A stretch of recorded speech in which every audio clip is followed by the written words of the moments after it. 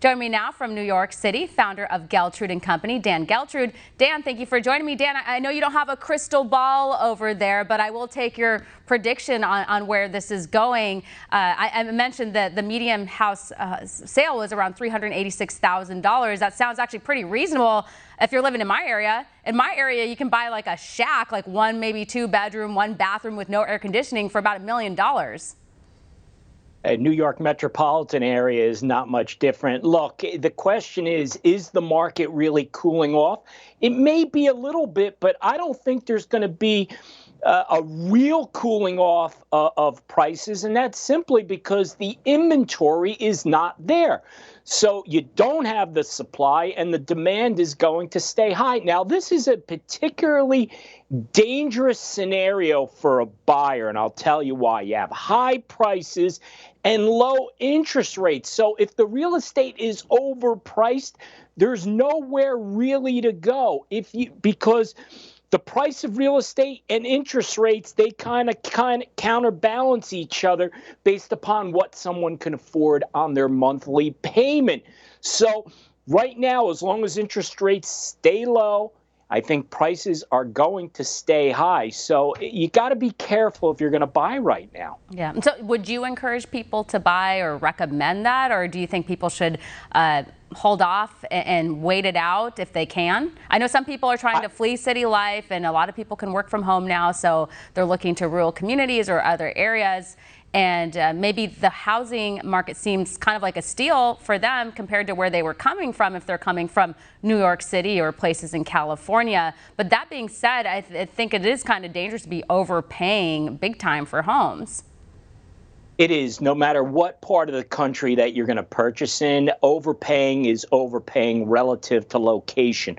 I would be telling people at this point right now, if you don't have to buy, do not buy. Try to hold out. And it's interesting, too, for those that are sellers, and part of the reason why the inventory is low.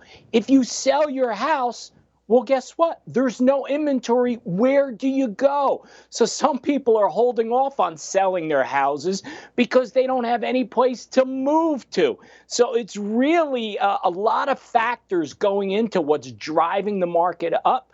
But if you can sit this out in terms of needing to buy a home, I would recommend doing that. Yeah. And when I said dangerous, I meant like just like bad financial decision, which could be devastating for your families in the future.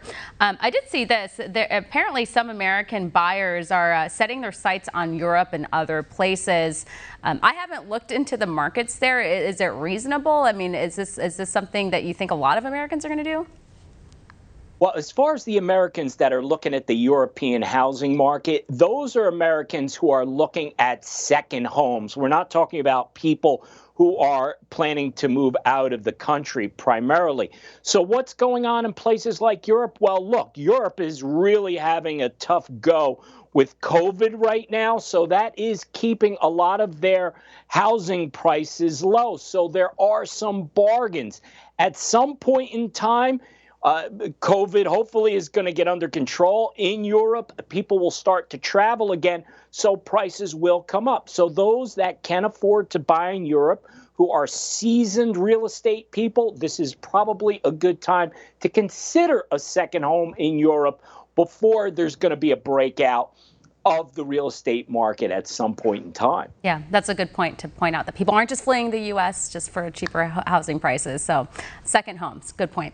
So Biden inflation is trending on Twitter. Obviously, people are really concerned about what they're seeing at the gas pump, what they're seeing at the grocery store. If you try to rent a car this summer, good luck. Those prices are up like 88% in some areas. Well, anybody who's paying attention to anything knows that inflation is skyrocketing all over the place. Now, the Biden administration's policies are part of the problem. I believe what's really driving a lot of the inflation is the lack of workers, because we don't have enough people out there working to produce or to provide service.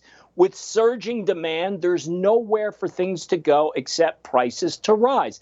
And until there is a change in policy, meaning getting people back to work, stop printing money and giving it out and making it far less valuable. We are going to be dealing with inflation for a while. I know the Fed is saying it's transitory, it's temporary. Well, yeah, but for how long? What's really the definition of temporary? So to me, this inflation is going to stay in place until something changes from a governmental policy standpoint. And this is like one of the #1 issues, and I keep talking about it because this is what regular people are talking about at home, especially retirees. They're super concerned about this, as they should be. Well, Dan, we appreciate you coming on the show. Thank you so much. Thanks, Stephanie. Of course. Coming up.